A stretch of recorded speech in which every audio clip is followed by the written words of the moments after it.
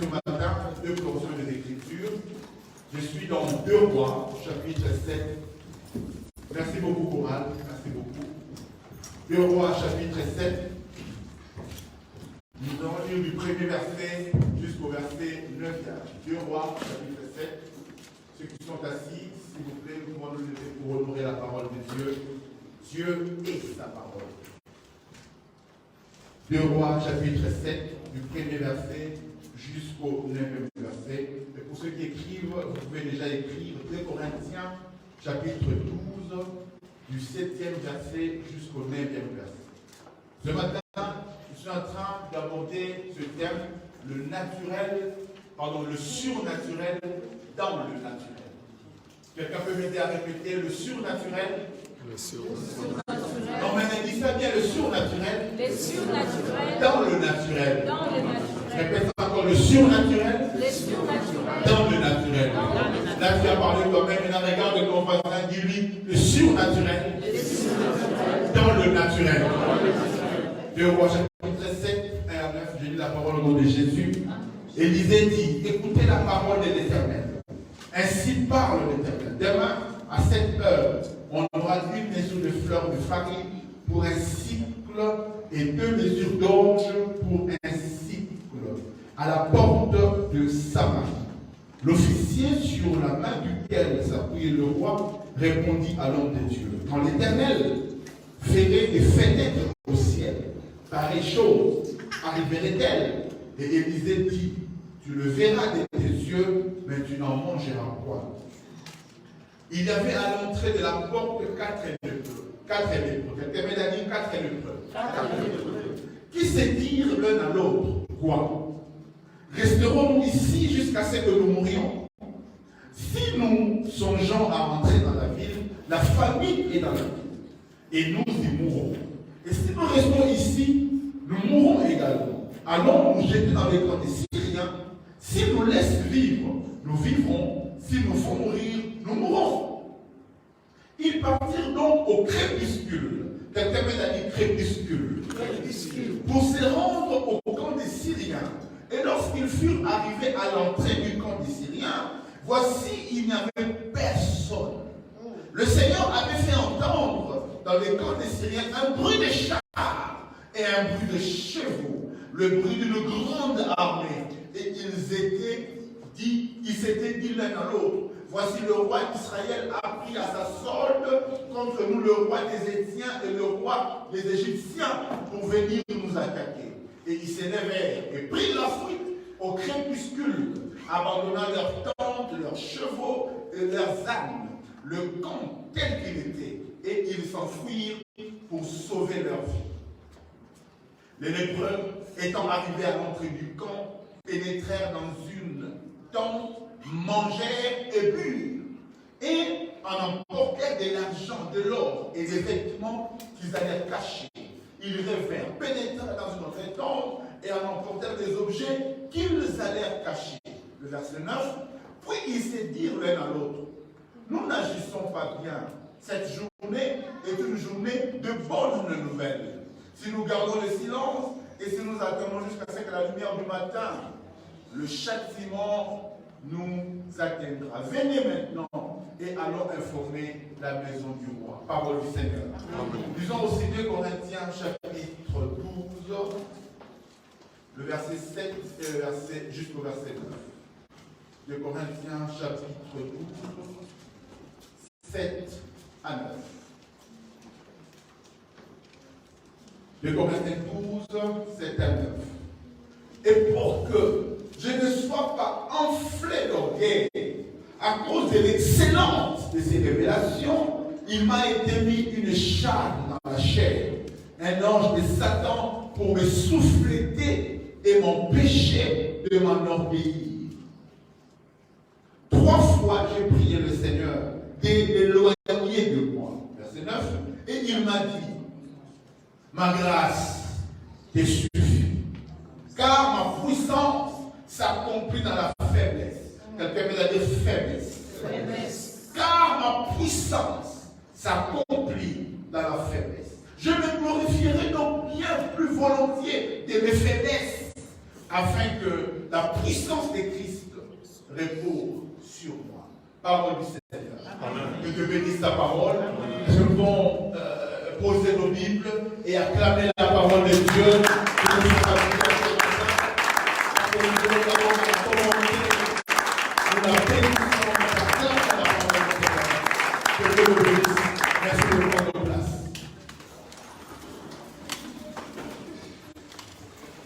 Je suis dans la joie de nous retrouver ce matin. Je bénis Dieu de pouvoir encore me tenir devant vous et de pouvoir apporter la parole. Alléluia. Je pense que c'est mon premier dimanche, après ma sortie de l'hôpital, que je peux prêcher. Mais je me rends compte aussi qu'on est au mois de juillet. Alléluia. Je vois que beaucoup sont partis en vacances. Que le Seigneur protège tous ceux qui sont en vacances. Mais pour nous qui sommes restés, je crois que Dieu continuera à nous faire bien. Qui dit Amen bien? Qui dit Amen bien? Ce matin, Dieu m'a mis à cœur. J'étais en train de dormir et ça devait être aux alentours de 3 heures du matin. J'ai vu un homme de Dieu que je connais très bien qui est venu comme pour me dire prêche sur ce texte. Prêche sur ce texte. Alors j'ai commencé à réfléchir sur ce texte parce que c'est un texte que j'ai déjà prêché à plusieurs reprises, mais il insistait prêche sur ça. Et donc durant toute la semaine, je me suis mis à méditer sur ce texte. Le Seigneur m'a fait juste comprendre en méditant ce texte que le Seigneur était prêt à faire pour nous des choses qui dépassent l'entendement des hommes. Amen. Je disais, Dieu était prêt et est prêt à faire pour nous des choses qui vont dépasser l'entendement des hommes. C'est ce que nous appelons le surnaturel. Amen. Quand on parle du surnaturel, on parle de choses qui dépassent. On parle de choses qui ne s'expliquent pas par les lois naturelles connues. Il y a des choses que Dieu fera, les hommes vont chercher à comprendre mais qu'est-ce qui se passe. Quand on parle du surnaturel, on parle de quelque chose d'inhabituel. Quand on parle du surnaturel, on parle de quelque chose qui n'est pas ordinaire. On parle de quelque chose d'extraordinaire, qui dépasse l'entendement de l'homme. Je vais informer à quelqu'un, sois prêt, parce que Dieu fera pour toi quelque chose qui va dépasser l'entendement des hommes. Et ce que j'aime, c'est quoi? C'est que le Dieu qui veut faire des choses extraordinaires ne passera pas par des hommes extraordinaires. Il passera par des hommes ordinaires pour faire des choses extraordinaires. Oh, est-ce que tu peux m'aider à prêcher ce matin? Que Dieu passera par des hommes ordinaires pour faire des choses extraordinaires. Voilà pourquoi, si tu te sens ordinaire, je voudrais te dire que tu es la bonne personne à qui je parle ce matin. Est-ce que quelqu'un se sent ordinaire? Est-ce que tu te sens normal? Alléluia. Ce que j'aime dans cette histoire que nous venons de lire, dans 2 Rois, chapitre 7, c'est que il y avait une crise. La ville de Samarie était dans une crise alimentaire parce qu'ils étaient assiégés par les Syriens. Les Syriens les avaient assiégés donc en empêchant la ville de Samarie d'être alimentée en nourriture. Le peu qu'ils avaient, le peu de réserves qu'ils avaient, c'était épuisé. Et donc Samarie ne recevait plus rien. À un moment, ils ont commencé à avoir faim. À tel point que la Bible nous renseigne, certains commençaient à manger même leurs enfants. C'était une situation inimaginable. Alors, à un moment, il y a le prophète Élisée qui était interpellé. Toi, prophète, qu'est-ce que tu dis? Alors, le prophète est venu un matin auprès du roi pour lui dire, l'Éternel dit ceci. Demain, il y aura une telle abondance de nourriture que le prix des choses vont carrément tomber. C'est comme si un sac de riz qui coûtait 5 € va commencer à coûter juste 1 €. Alors, quand le prophète a parlé, le conseiller du roi on dit un conseiller du roi sur qui le roi s'appuyait. C'est-à-dire, il est des experts du roi. Il regarde le prophète, il lui dit, monsieur le prophète, je sais que vous êtes trop spirituel. Mais laissez-moi, demain, même si Dieu ouvrait les cieux, pareille chose ne peut pas arriver. Que le Saint-Esprit passe de 100 à 1. Et puis, tu ne nous dis pas dans un mois, mais tu nous dis demain. Il dit, mais c'est impossible, même si Dieu a envoyé des tonnes de riz du ciel. Quel langage! Alléluia. Et le prophète lui dit, ok, comme tu défies Dieu, comme tu ne crois pas en ce que Dieu dit, comme tu traites Dieu d'incapable, laisse-moi te dire, tu verras cela, mais tu n'en mangeras pas. Tu verras la chose arriver, mais tu n'en profiteras pas. Oh, je n'aimerais pas être parmi ceux qui voient mais qui n'en profitent pas. Voilà pourquoi, alors que Dieu nous annonce ces choses, j'aimerais juste croire. Je n'aimerais pas douter à ce que Dieu nous dit. Alléluia. Parce que quand Dieu parle, il a parlé. Quand Dieu parle, il a parlé. Et ce qu'il dit, il finit par l'accomplir. J'aime ce que la Bible dit, quand Dieu a prononcé une parole, c'est comme une pluie qui commence à descendre. Je n'ai jamais vu une pluie descendre et s'arrêter à 1 mètre du sol. Quand la pluie commence à tomber, le sol doit être mouillé. Et quand Dieu a parlé, ce qu'il a dit doit s'accomplir. Aide-moi un peu à dire à ton voisin, ce que Dieu dit, il doit l'accomplir. Alors, quand Élisée a parlé, on commençait à attendre. Je ne sais pas si Élisée avait parlé à 11h ou à 10h ou à 12h, je ne sais pas. L'heure ne nous est pas donnée. Mais seulement, ce que j'aime, c'est que les observateurs étaient là, en train d'attendre. On va voir qu'est-ce qui va se passer. 14h, 15h, 16h, 17h. Il avait dit demain. On verra. Et la Bible dit, au crépuscule. Aide-moi un peu à dire au crépuscule. Quand on parle du crépuscule, on parle aussi du soir. Quand on parle du crépuscule, on parle du soir. Le crépuscule, c'est un peu cette lumière incertaine qui succède immédiatement au coucher du soleil. Vous voyez, quand le soleil s'est couché, il n'est pas vraiment encore nuit, il n'est plus vraiment jour. Il y a une espèce de petite lumière qui nous éclaire encore. Mais on ne voit plus le soleil. Juste au crépuscule, juste au soir. Dans certains pays comme Kinshasa, on dirait vers le 18h30. Quand le soleil s'est couché, on tend vers la nuit. Bon, ici en Europe, c'est un peu compliqué de donner l'heure. Parce qu'en été, parfois, jusqu'à 23h, il y a encore le soleil qui est même pas neuf. Il y a encore une grande lumière. Mais juste au crépuscule, au soir. Quand le jour tend vers sa fin, c'est là où Dieu entre en scène. Je vais dire à quelqu'un, Dieu n'entre pas en scène quand le soleil est au zénith. Dieu entre en scène au crépuscule. Je suis en train de parler à quelqu'un qui est peut-être au crépuscule de sa vie. Qui voit comme si la journée commence à finir. Il voit comme si les promesses de Dieu tardent. Il voit comme si il n'y a plus rien à espérer. Il voit comme si il est déjà au déclin de sa vie. J'aimerais dire à quelqu'un, aussi longtemps que le jour n'est pas encore fini, la parole de Dieu finira par s'accomplir.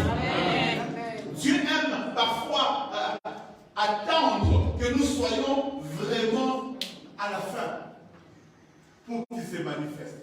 Parfois, il laisse les autres passer avant. Il laisse les diseurs de bonne aventure passer avant. Et il attend que nous soyons au crépuscule, au bord du gouffre, pour que lui, il vienne intervenir. Je voudrais dire à quelqu'un, les hommes de regard, ils disent que l'âge est avancé. Je voudrais te dire qu'il n'y a pas d'âge avancé pour Dieu. J'ai aimé cette louange qu'on a chanté tout à l'heure. Sarah, à quel âge encore? À son 15 ans passés. On parle même de doublement ménopausée. Il n'y avait plus d'espoir qu'une femme comme Sarah et un enfant. Mais au crépuscule de sa vie, Sarah est devenue mère. Je voudrais dire à quelqu'un, si tu as une promesse que Dieu t'a faite, si tu as une promesse que Dieu t'a faite, si tu as une promesse que Dieu t'a faite, je voudrais te dire, même si nous sommes déjà au crépuscule, sache-le. J'insiste encore, sache-le, que Dieu finira par accomplir sa promesse. Ne perds pas espoir. Ne perds pas espoir, mais continue à croire. Parce que le surnaturel, quelque chose d'inattendu, les dieux des inédits, des choses qu'on n'a pas encore entendu parler, Dieu est capable de le commencer avec nous. Vous savez, parfois, on a l'habitude de s'attendre aux miracles qui ont déjà existé.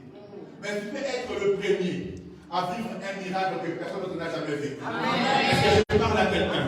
Est-ce que je parle à quelqu'un? Et le Dieu que nous prions est un Dieu des inédits. Est un Dieu qui ne se réfère pas seulement au passé. Il est prêt à faire de nouvelles choses pour toi. Dans Ésaïe, il nous est dit, ne pensez plus aux événements passés. Voici, je vais faire une chose nouvelle qui est sur le point d'arriver. J'aimerais dire à quelqu'un, j'aimerais informer à quelqu'un, j'aimerais parler à quelqu'un en lui disant ceci.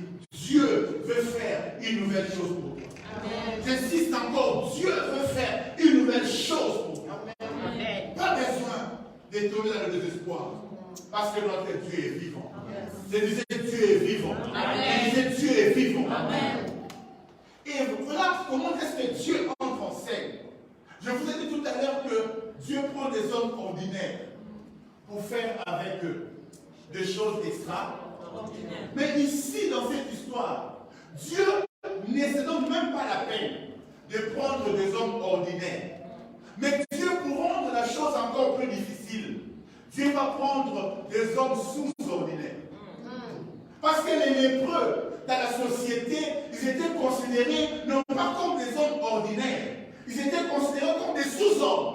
Les lépreux, c'était ces hommes qui étaient chassés de la communauté. Ils devaient vivre en quarantaine. Oh, ça n'a pas commencé aujourd'hui. Hein? On vous met en quarantaine. Vous ne pouvez plus vivre là où les gens sont. Vous devez vivre à l'extérieur de la ville parce que vous êtes contagieux. Quand vous devez parler à quelqu'un, vous devez parler à quelqu'un à distance. Distanciation sociale. Un lépreux ne pouvait pas approcher quelqu'un parce que même par sa salive, il pouvait contaminer quelqu'un. Oh, une autre forme de corona. Il devait parler à distance. Et on les considérait comme des rejetés de la société. Et voilà les gens que Dieu va aller chercher. C'est comme pourquoi tu n'as pas choisi des gens qui étaient en bonne santé. Tu vas chercher des gens qui sont rejetés, des sous-hommes. Yaya, Dieu choisira des sous-hommes pour faire avec des choses extraordinaires. Je voudrais dire à quelqu'un, vous serez étonné de voir des mains de voleurs commencer à prêcher l'évangile. Oh, je disais à quelqu'un, vous serez étonné de voir des mains des gens que vous connaissiez comme des bandits, comme des voleurs, comme des escrocs. Dieu commence à l'utiliser. Parce que Dieu aime ces gens-là. Ces gens-là que vous négligez, Dieu les aime. Ces gens-là que vous considérez comme nuls, Dieu les aime. Voilà pourquoi je vous ai toujours dit dans cette église, on ne juge jamais quelqu'un par son apparence. On ne juge jamais quelqu'un par son apparence. Parce que quelqu'un peut venir aujourd'hui avec des conditions apparemment. Toi, ton problème c'est quoi? Tu es trop sain. Tu es trop sain.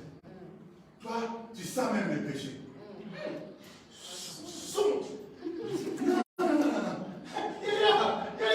Je vais juste te dire que Jésus est mort pour les bas. Jésus n'est pas mort pour les saints. Oh, je suis le premier pécheur. Je suis le premier pécheur pour qui Jésus est mort. Alléluia. Voilà pourquoi je ne juge pas les gens. Quand les gens viennent à Jésus, la Bible dit, venez comme vous êtes. Je disais, venez comme vous êtes. Dieu vous aime comme ça. Il aime les pécheurs, mais il n'aime pas le péché. Et ce qu'il veut, c'est que les pécheurs aient à se transformer. Que dis-je? Lui-même se chargera de le transformer. Il n'y a pas une machine que l'homme a inventée qui peut transformer quelqu'un. Celui qui transforme les gens, c'est lui seul. Amen. C'est Jésus. J'avais dit c'est Jésus. Amen. J'avais dit c'est Jésus. Amen. J'avais dit c'est Jésus. Amen. C'est Jésus qui transforme. Dieu va prendre les lépreux, des hommes rejetés. Oh, je voudrais dire à quelqu'un, Dieu va te prendre toi. Dieu va te prendre toi. J'avais dit Dieu va te prendre toi. J'existe encore, Dieu va te prendre toi. Amen. Il y a des hommes, et dans la Bible, il y a plein d'exemples des hommes qui n'étaient rien, qui pouvaient être considérés aujourd'hui comme des grands pécheurs, mais Dieu les a utilisés. Je voudrais juste poser une question à nous qui sommes saints. Si David venait aujourd'hui à l'église, est-ce qu'on accepterait même qu'il soit diacre? Je ne parle même pas des prédicateurs, je parle qu'il soit seulement diacre. Est-ce qu'on accepterait? David, c'est lui qui est capable de prendre la femme d'autrui. Il tue son mari, barré. Et puis il s'accapare de la femme. Il fait d'elle sa femme. Est-ce qu'on accepterait que cet homme-là soit diacre à l'église? Bon, diacre, c'est le même protocole. Alléluia. On va l'appeler David Moussoum. Et pourtant, Dieu aime cet homme. Alléluia. Dieu aime cet homme. Si aujourd'hui, Abraham venait ici, on n'accepterait même pas qu'il soit prédicateur. On dirait, quel exemple. Il donne sa femme à un autre homme. Qu'apporte un mot.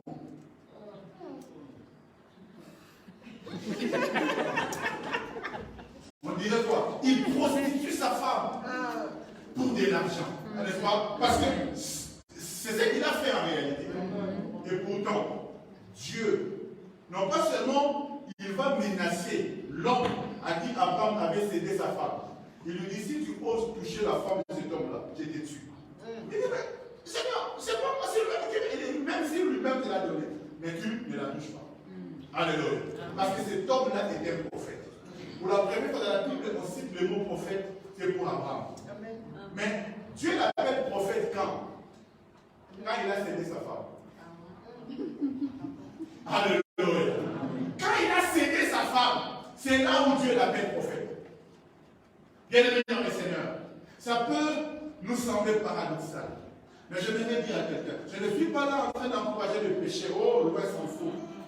Mais je voudrais juste nous faire comprendre que l'Église, aujourd'hui, nous fermons la porte au surnaturel de Dieu. Pourquoi? Parce que nous nous empêchons. Nous nous donnons des limites. On s'est dit, Dieu peut faire ça, mais pas ça. Non, je voudrais te dire, Dieu est Dieu. Amen. Laisse Dieu être Dieu. Amen. Si tu as fait une promesse, laisse-le le soin de choisir par quel moyen il va passer. Amen. Dieu peut passer par un homme impudique. Dieu peut passer par un voleur. Dieu peut passer par n'importe qui. Pour parfois te visiter. Est-ce que je ne vais pas à la quelqu'un? Dieu est passé par des lépreux. Et pourtant, c'est Dieu lui-même qui avait instauré le fait qu'on le chasse. C'est Dieu lui-même qui condamne le vol. Mais il peut passer par un voleur. C'est Dieu lui-même qui condamne l'impudicité. Mais il peut passer par un pécheur. Je voudrais dire à quelqu'un, Dieu choisira le moyen par lequel il pourra passer dans ta vie. Tout ce qui te demande, c'est de comprendre que le surnaturel peut passer par des voies naturelles.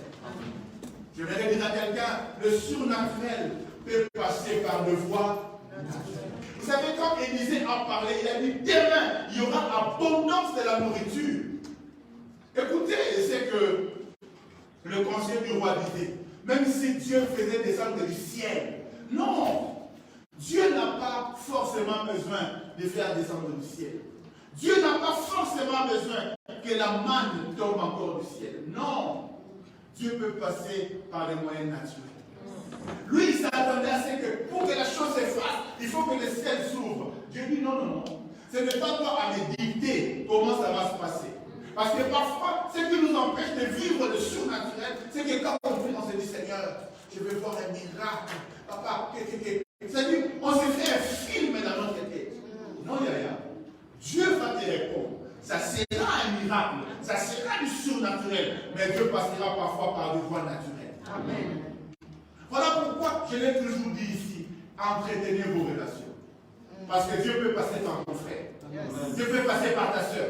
Qui dit Amen bien. Amen. Qui dit Amen bien. Amen. Qui dit Amen bien. Amen. Dieu peut passer par n'importe qui. Comme dit le pasteur Atoms, Dieu peut tirer gloire dans n'importe quelle situation. Amen. Alléluia. Amen. Et Dieu, il dit, ok, je vais passer par le moyen naturel, mais pour accomplir quelque chose de surnaturel. J'avais dit le surnaturel dans le naturel. Dieu fait quelque chose de surnaturel. En un jour, Dieu casse l'inflation. En un jour, les prix ont baissé. En un jour, là où il y avait sécheresse, là où il y avait manque de nourriture, il y a eu abondance de nourriture en un jour. Mais Dieu est passé par là. Dieu est passé par des démons. J'aimerais dire à quelqu'un, la puissance de Dieu, le surnaturel de Dieu, se manifeste parfois par des moyens de faiblesse. Paul dit, dans 2 Corinthiens 12, 7 à 9, Paul dit, car ma puissance s'accomplit dans la faiblesse. Je me glorifierai donc bien plus volontiers de mes faiblesses, afin que la puissance de Christ repose sur moi. Vous savez, parfois quand on se sent trop fort, on empêche la puissance de Dieu de se manifester. Amen. Vous savez, quand on parle de puissance en grec, c'est traduit par dunamis. En grec, on parle de puissance en termes de dunamis. C'est le même terme qui est utilisé dans Acte 1, verset 8, où il est dit, vous recevrez une puissance, le Saint-Esprit survenant sur vous. Vous recevrez une dunamis, une puissance. Et quand on parle de dunamis en grec, on parle de puissance, on parle de miracle, on parle de capacité, on parle de force, on parle de pouvoir, on parle de moyens, on parle de capacité. Quand vous recevez la puissance de Dieu, vous recevez la capacité. Amen. Les historiens disent que les lépreux, dans l'histoire de 2 Rois 7, il s'agissait du serviteur d'Élisée, Géasi, qu'Élisée avait chassé, lui et ses enfants. Ça, ce sont les historiens. Quelqu'un qui était chassé, mais Dieu l'a quand même repris. Et par lui, Dieu a sauvé tout un peuple. Paul dit, le dynamisme de Dieu, la puissance de Dieu, la capacité de Dieu, le moyen de Dieu me sont donnés quand je suis faible. Et en grec, quand on parle de faiblesse, on dit asthénéa. Et asthénéa veut dire manque de force. Ça veut dire infirmité. Ça veut dire faiblesse de santé. Ça veut dire maladie. Quand on parle de faiblesse, on parle de maladie. On parle de manque de force. Parfois, quand nous commençons à manquer de force, nous sommes au crépuscule de notre vie. C'est là où la puissance de Dieu se révèle. Je disais, c'est là où la puissance de Dieu se révèle. Amen. Quand nous sommes incapables, quand nous sommes asthénéa, c'est là où le dynamisme de Dieu se manifeste. Je vais dire à quelqu'un, tu es malade, c'est peut-être là où Dieu veut manifester sa puissance. Yes. On me raconte l'histoire de papa Aïdi Nabala. Il était hospitalisé en Afrique du Sud. Il était malade. Et l'histoire, ou ce qui se raconte, c'est dit que dans la cellule où il était à l'hôpital, quand lui, le jour où il meurt, papa il n'a pas là, tous ceux qui étaient ses voisins, tous guérissent. Alléluia. Lui, il meurt, mais tous guérissent. Le prophète Élisée, écoutez-moi très bien, il meurt, il est mort.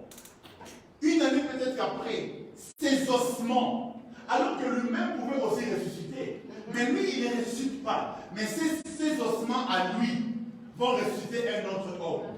Et parfois, Dieu va nous mettre dans des conditions de faiblesse pour que sa puissance puisse se manifester. D'ailleurs, si tu te sens faible ou tu penses que Dieu t'a affaibli, laisse-moi te dire, c'est parce qu'il veut manifester sa puissance au travers de toi. Amen. Le surnaturel, quand Dieu commence à nous utiliser fortement, si nous sommes pleins de nous, on risque de tirer la gloire de Dieu vers nous. Alors parfois, Dieu, il nous affaiblit. Pas tout simplement pour nous affaiblir, non. Mais pour que nous soyons finalement les bons candidats. Pour que la puissance travaille au travers de nous. Je voudrais dire à quelqu'un ce matin, accepte d'être faible. Je disais, accepte d'être faible. C'est un mot qu'aujourd'hui, on n'accepterait pas. Nous tous, on aime être forts. Nous tous, on aime être forts. Mais je voudrais te dire, aussi longtemps que tu te sens fort, tu empêches le surnaturel de Dieu de se manifester au travers de toi. Dieu attend à ce que tu acceptes d'être faible. Vous savez, Jésus-Christ est notre Seigneur, celui qui est aujourd'hui le roi des rois. Les dieux, les créateurs, la parole faite chair. D'ailleurs, pour qu'aujourd'hui nous puissions l'appeler Seigneur des Seigneurs, il a accepté de devenir faible. Dans Philippiens chapitre 2, du 5e verset au 11e verset, la Bible dit qu'il n'a pas regardé son égalité avec Dieu. Mais il s'est humilié, il s'est rendu faible. Il a accepté de prendre la condition humaine pour que nous puissions être sauvés. Et la Bible dit, c'est pourquoi Dieu aussi l'a souverainement élevé. Si tu acceptes de devenir faible, c'est alors que Dieu va commencer aussi à t'élever. Est-ce que je parle à quelqu'un? Ton problème, c'est quoi, mon frère, ma soeur? C'est que tu te sens encore. Tu te sens encore. Tu te vois encore. Moi là, moi faire le premier pas, allez lui demander pardon. Yaya, est-ce que vous savez que c'est parfois le plus fort qui fait le premier pas? Entre nous et Dieu, qui est le plus fort? Dieu. Entre nous et Dieu, qui est le plus fort? Dieu. Mais qui a fait le premier pas? Dieu. Ce n'est pas toi qui es venu chercher Dieu, mais c'est Dieu qui est venu te chercher. Lui le plus puissant, lui l'omnipotent, c'est lui qui est venu chercher l'homme. C'est lui qui est descendu dans le jardin et qui cherchait Adam, Adam, où es-tu? Adam, où es-tu? Ce n'est pas, vous savez, le christianisme, ce n'est pas l'homme qui va vers Dieu, mais c'est Dieu qui vient vers l'homme. Le plus puissant est venu vers le plus faible. Mais cela ne l'a pas affaibli. Au contraire, cela l'a rendu encore beaucoup plus puissant. Amen. Jésus ne serait pas venu, il n'aurait pas des adorateurs qu'il cherche. Amen. Il n'aurait pas eu des adorateurs qu'il cherche. Mais parce qu'il est venu, voilà, il nous a trouvés. Amen. Voilà Carole Michel qui l'adore. Amen. Voilà Joe qui l'adore. Voilà Esther qui l'adore. Voilà Marlène qui l'adore. Voilà Christian qui l'adore. Mais pour trouver cet adorateur-là, il devait quitter le ciel. Amen. Pour venir ici sur la terre. Amen.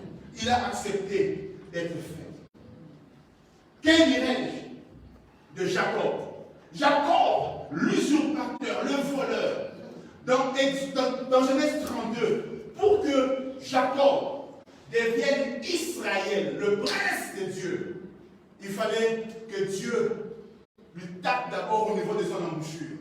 Il fallait que Jacob, celui qui se croyait le plus malin, n'est-ce pas? Jacob croyait qu'il était le plus malin. Jacob croyait qu'il était le plus intelligent. Il savait arnaquer les gens. Il a arnaqué son frère. Il a quelque part arnaqué son beau-père. C'est-à-dire qu'il pensait qu'il était maître dans l'art de l'arnaque. Dieu dit, bon, pour que je fasse de toi un prince, je dois d'abord te rendre faible. Un jour, celui qu'on voyait un homme fort, Jacob, qui marchait avec aisance. On voit seulement quelqu'un qui commençait à...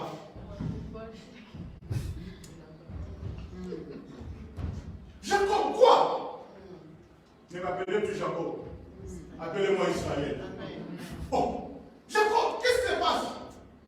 Je suis Israël. Mais il est devenu Israël comment? Quand c'est devenu... Oh, j'aimerais dire à quelqu'un, accepte de devenir faible et la puissance de Dieu passera par toi. Et accepte de devenir faible et la puissance de Dieu passera par toi. Tu te sens encore trop belle. Oh, moi. Trop belle. Quand tu te regardes sur la glace, yo. Vous savez, généralement, quand une fille a 20 ans, tu vois des critères de choix. Je veux que mon mari ait une licence, ait une belle voiture, qu'il parle bien français. Ça, c'est à 20 ans. Alléluia. À 25 ans. Seigneur, même si tu n'as pas une licence, c'est pas grave. Une voiture, un permis de conduire. Alléluia. Ça, c'est à 25 ans. Là, il y a 30 ans.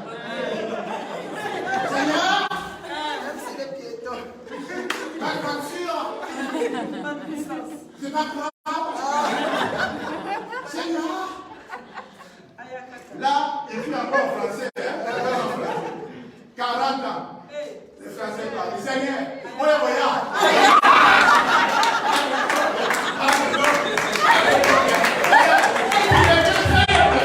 La puissance de Dieu se manifeste. Alors, au lieu d'attendre 40 ans, j'aimerais dire à quelqu'un qui t'a, viens à ton frère la guitare. Descends de tes grands chevaux, Vous savez, on dit la beauté d'une femme est comme une fleur.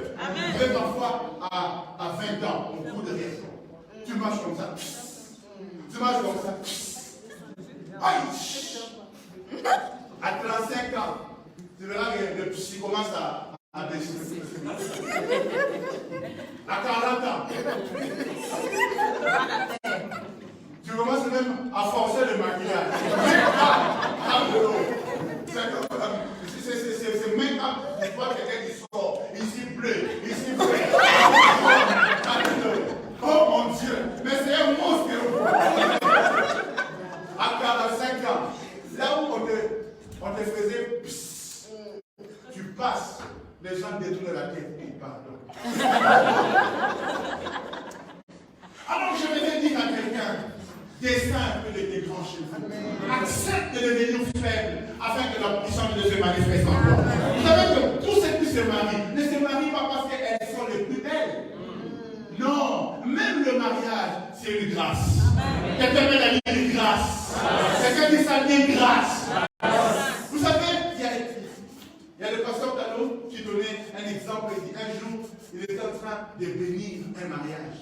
Et puis, quand la femme entre, il y a deux sœurs qui la regardent. Il dit, hé, pourquoi ma collaboration a rugby? Cette femme ici, elle a des mollets comme les joueurs de rugby.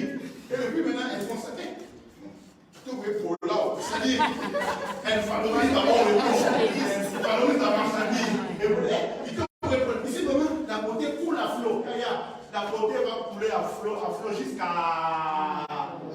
Si tu considères que tu es trop belle, non, tu es encore Jacob. Accepte d'être dépoité pour devenir Israël. Quand nous sommes faibles, c'est alors que le surnaturel de Dieu peut se manifester en nous. Quitte un peu, baisse un peu, descends un peu, humilie-toi un peu. Vous savez, dans 1 Samuel chapitre 15, verset 17, Dieu dit à Saoul,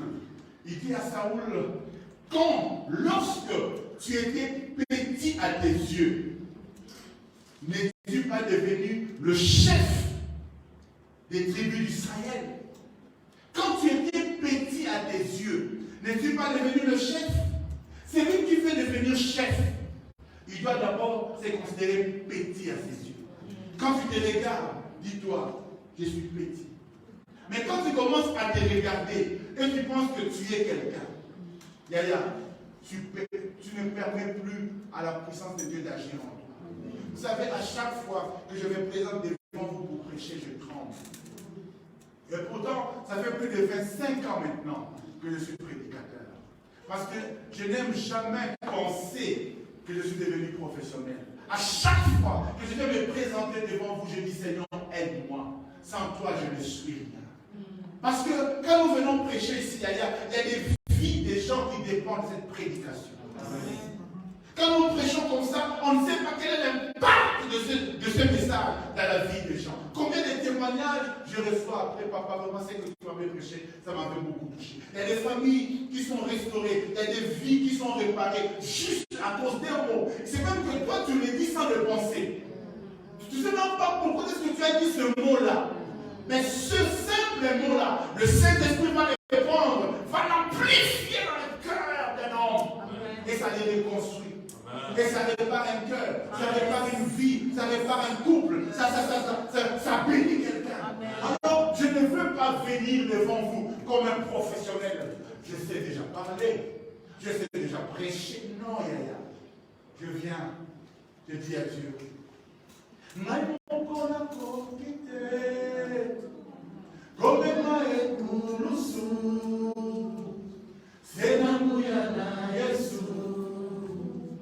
Ngena kokie